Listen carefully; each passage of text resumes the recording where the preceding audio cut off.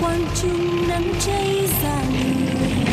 Giờ này anh ở đâu, dục Mỹ hay Lam Sơn? Giờ này anh ở đâu, đồng đế đang mưa thao trường. Anh ở đâu, anh ở đâu? Giờ này anh ở đâu, Pleiku gió núi biển thùy. Giờ này anh ở đâu, miền Trung hoa tuyến địa đầu. Giờ này anh ở đâu, Cà Mau tím sét u minh rừng. Anh ở đâu, anh ở đâu? Dù rằng anh ở đâu, anh ở đâu, vẫn yêu anh hoài, vẫn yêu anh hoài, yêu suốt đời. Vì lời thề xưa nở trên môi, và một tình yêu đã lên ngôi. Kỷ niệm đầu tiên sống trong tôi, trên đường ta bước chung đôi. Giờ này anh ở đâu, không quân vỗ cánh đại bàng. Giờ này anh ở đâu, thủy quân lúc chiến kiêu hùng. Giờ này anh ở đâu, vượt đường xa tiếng giáp anh tung hoành. Anh ở đâu, anh ở đâu?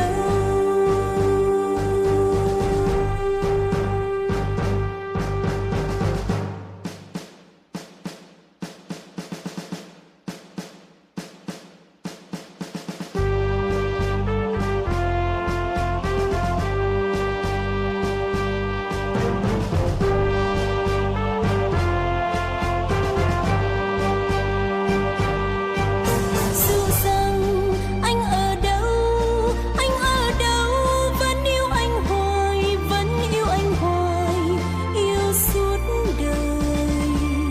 Vì lời thề xưa nở trên môi, và một tình yêu đã lên ngôi. Kỷ niệm đầu tiên sống trong tôi, trên đường ta bước chung đôi. Giờ này anh ở đâu, Tây Ninh tiếp ứng miền Thành. Giờ này anh ở đâu, giặc tan trên đất Hạ Lào. Giờ này anh ở đâu, trải hoàng hoa tung gió cánh hoa rừng. Anh ở đâu, anh ở đâu? Anh ở đâu, anh ở đâu? Anh ở đâu, anh ở đâu?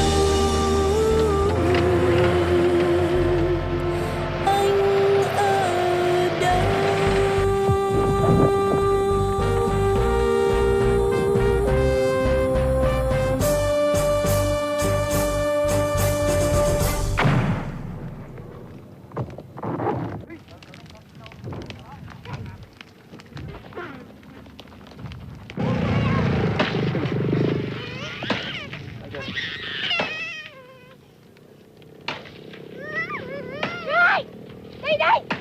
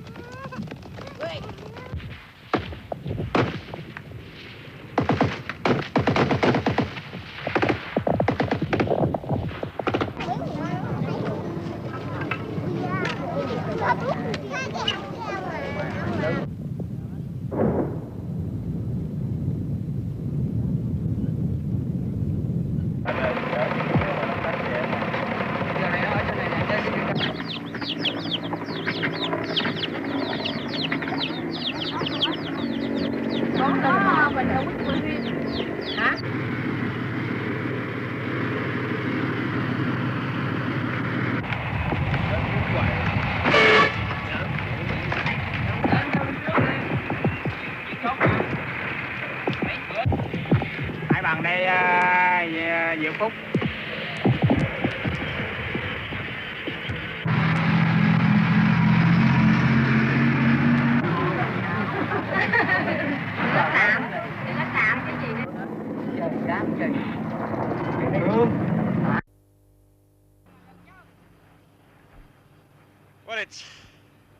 Now precisely 8 o'clock South Vietnamese time, midnight Greenwich Mean Time.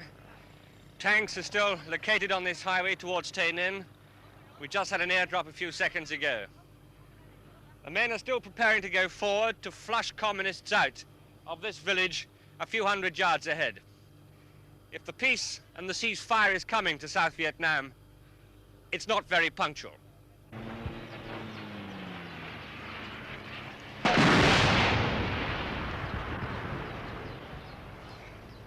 That really was a big one, right on the road.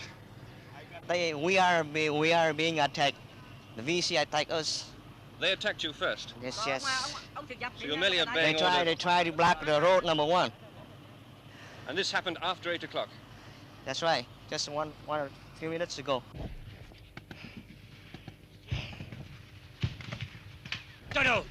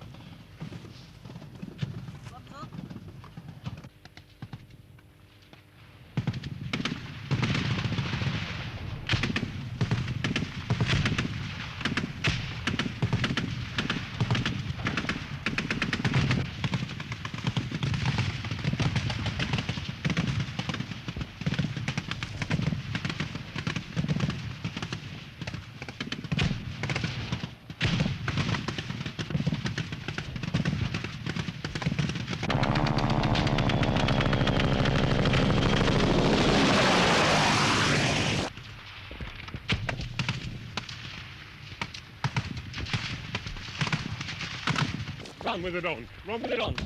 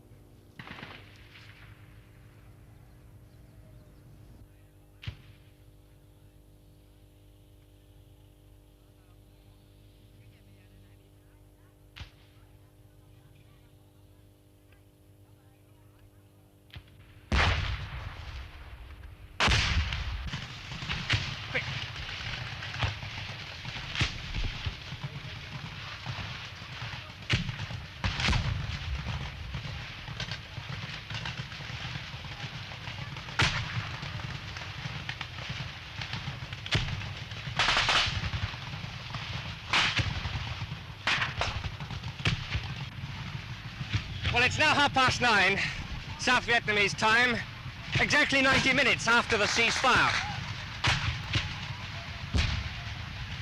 It's a strange way to begin the peace, but it seems that the South Vietnamese are determined to get back today what their generals lost yesterday.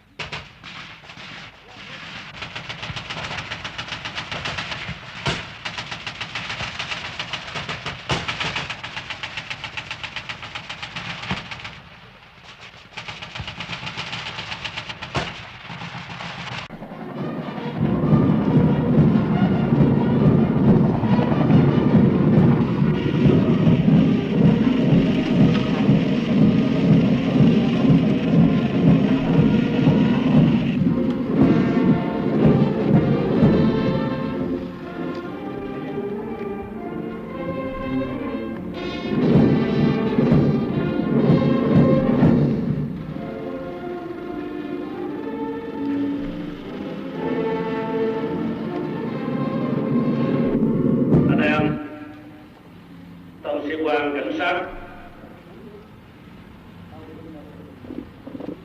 Tôi rất hân hoan để chủ tọa lễ mãn khóa của là không phải một cuộc cải tổ hành chính và công vụ. Cảnh các đại cuộc có những thiếu úy của quân lực bảo vệ đồng bào, coi đầu coi bóp, thành quân bảo vệ. Với khả năng cơ sở như điều kể, Học viện Cảnh sát Quốc gia có thể huấn luyện được viên từ 1.200 đến 1.500 sinh viên sĩ quan.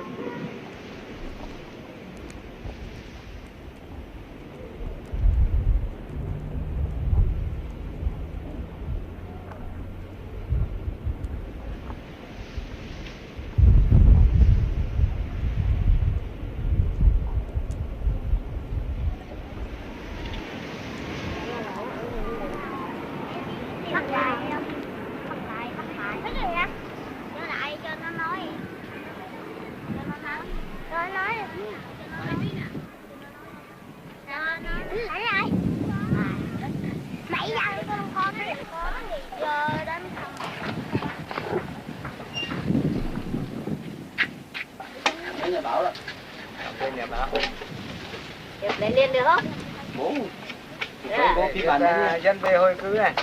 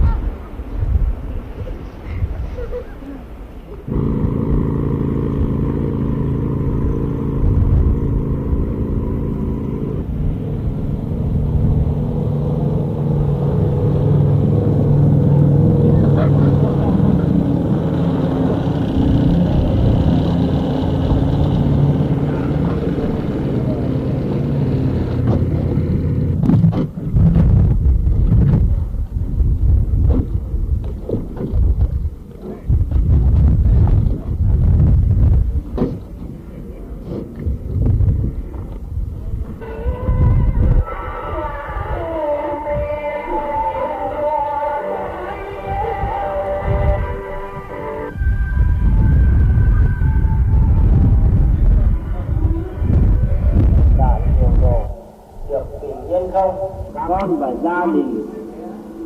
Ba chú ở Đà Nẵng vẫn bình yên.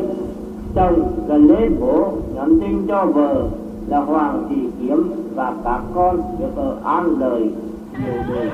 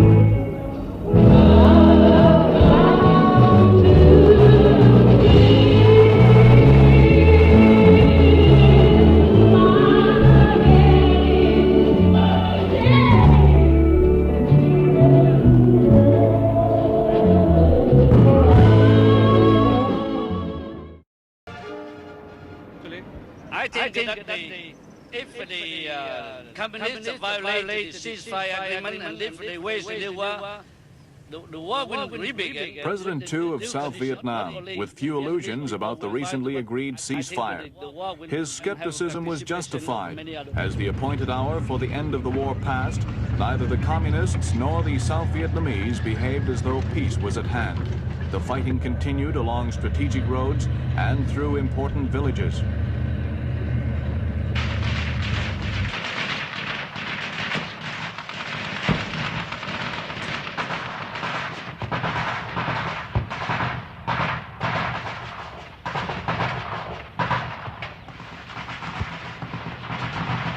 This incident in Tay Ninh province, northwest of Saigon, was typical of several that occurred in the first few days after the ceasefire.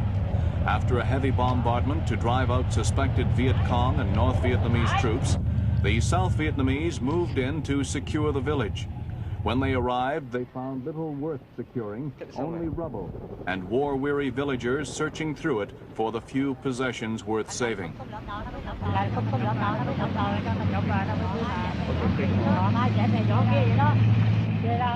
Saigon's troops have been given strict instructions not to allow the communists to make even the smallest territorial gains after the ceasefire.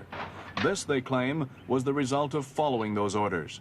With units of the ICCS, the International Commission of Control and Supervision, still waiting for instructions in Saigon, it's impossible to verify which side first violated the ceasefire. For the villagers, it is in any case an academic question. For them, the war continues. Nothing has changed. Some lost their families here, some their animals, and all lost their homes.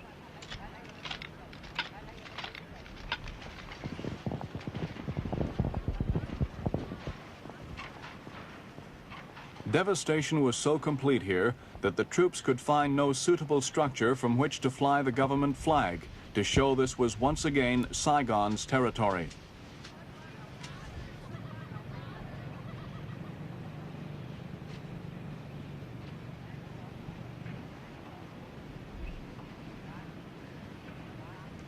But though the war continues for the Vietnamese, it's definitely over for the Americans. In Hanoi, about 600 American prisoners of war are now eagerly awaiting repatriation. This film, shot last year, shows some of the prisoners meeting an American anti-war delegation in Hanoi. The delegation was responsible for the release of 3 pilots. Now all the prisoners can look forward to going home.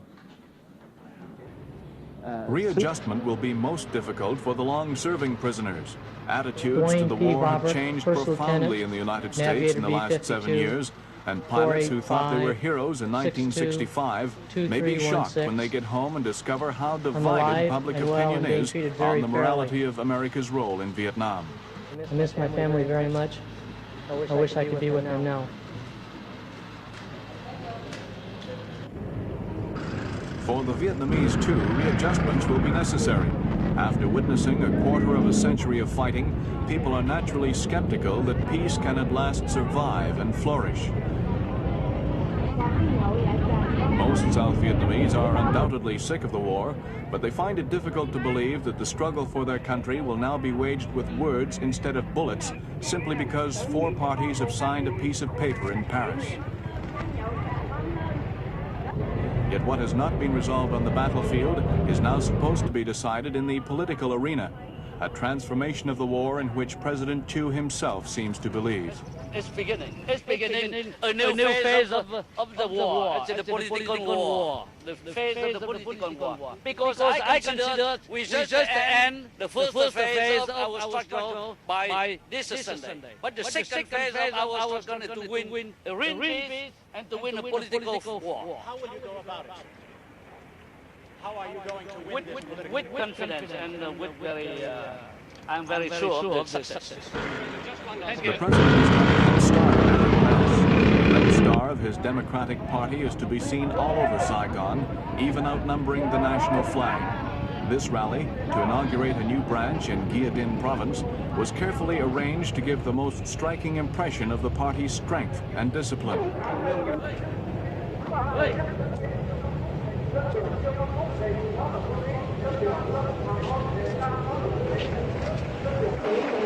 The Democratic Party is by far the biggest and best financed political organization in the South, with branches in 26 of the country's 44 provinces. It has more than 100,000 members, many of whom are also local government officials with considerable influence in their own districts. This alliance between party and administration is the basis of President Thieu's enormous political power. How much success the communists will have in eroding this power in the kind of free political debate envisaged in the Paris agreements is, of course, anyone's guess. But at the moment, President Thieu doesn't seem too worried by the prospect of this challenge to his authority. We face the problem very calmly, and we will put our best willingness for peace on that. So I think the peace really will come, the real peace, the durable peace will come or not. Soon or late, it depends upon how first the communists respect the ceasefire, how we can reach a very fast to a reasonable political settlement between our government and the NNF, and how they organize the election could be organized, and how, above all, how they will abide by the results of the election. But elections seem a long way away. According to the Paris agreements, both sides should jointly set up a National Council of Reconciliation and Concord within 90 days and start planning elections. But with hundreds of thousands of people like these torn up from their homes and dispersed from their villages, it's difficult to see how any election could be administered properly.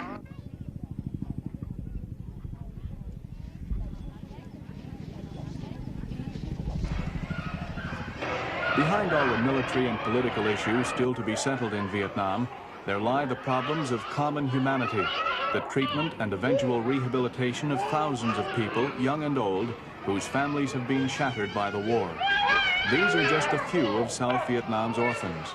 No one knows how many orphans there are altogether. Some social workers have put the number at 250,000. 1,200 of them are cared for at this orphanage in Saigon.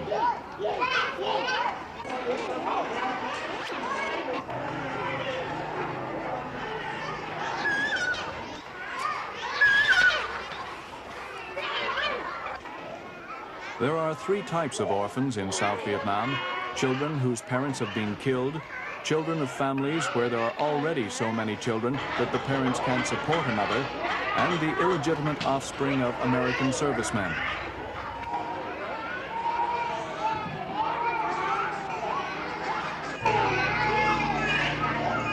Compared with thousands of refugee children all over South Vietnam, these orphans are lucky. The orphanage is well equipped and provides a standard of material comfort which the children certainly wouldn't enjoy outside. They will not starve here, nor are they likely to become seriously ill. But neither will they be reintegrated into a family unit unless they happen to be among the 2 or 3 lucky ones who are adopted every month. Whoever eventually gains power in the South, these youngest casualties of the war will be with them for many years to come.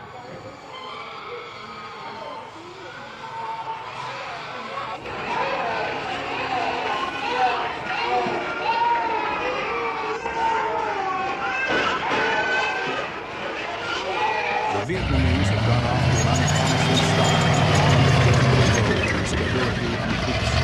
The optimists believe that the fighting will eventually die down and the ceasefire will be observed.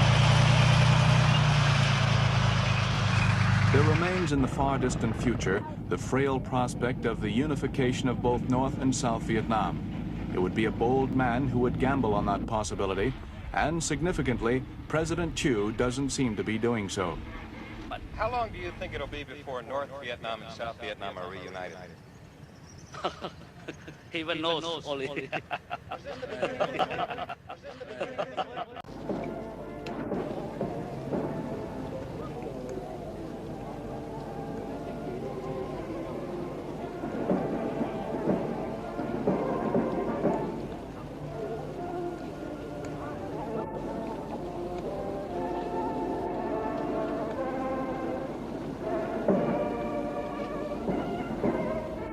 cái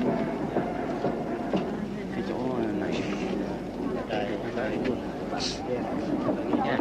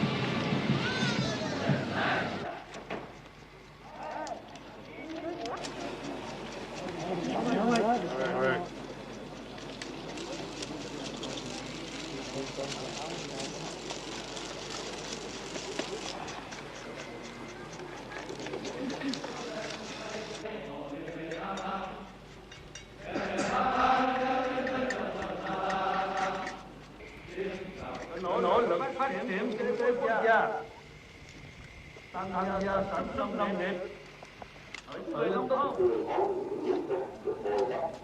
hướng dẫn lãnh đạo đồng bào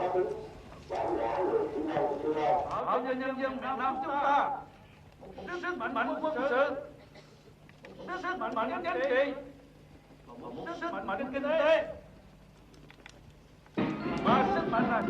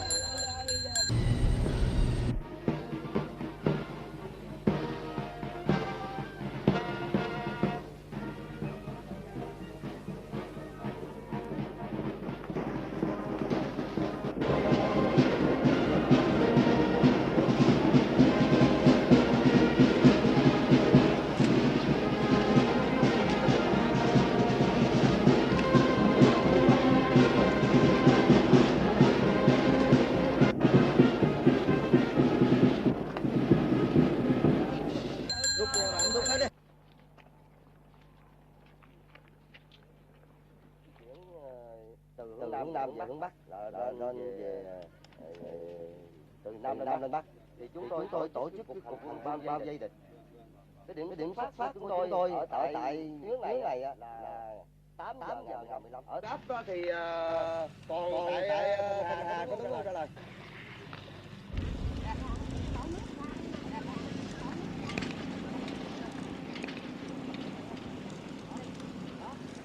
Chúng tôi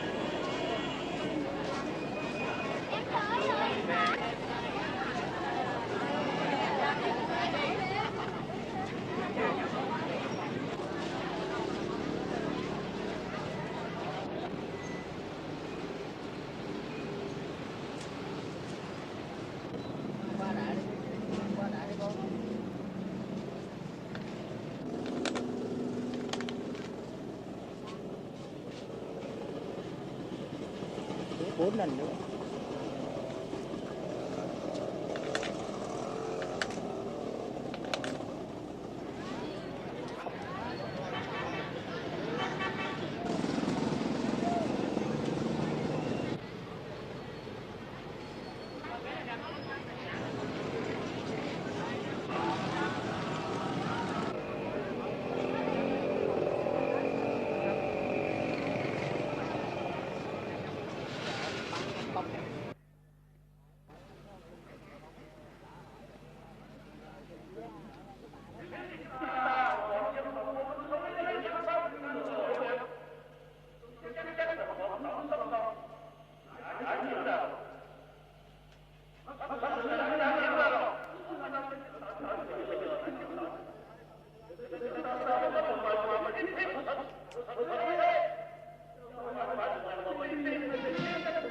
Thank you.